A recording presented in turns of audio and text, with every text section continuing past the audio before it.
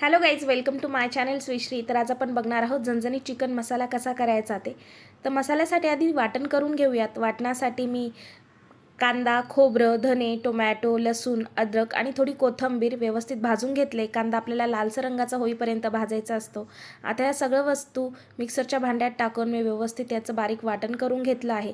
आता कढईत तेल गरम करून त्यात मोहरी, जिरे, हिंग आणि बारीक चिरलेला कांदा टाकून परतून घ्यायचा आहे. आता यात आपण तेजपान टाकणार आहोत आणि जे वाटण केलं होतं ते वाटण टाकून परतून घ्यायचं आहे.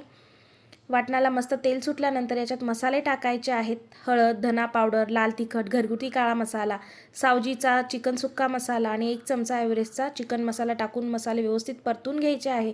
थोडं पाणी टाकून मसाला शिजवून घ्यायचा आहे.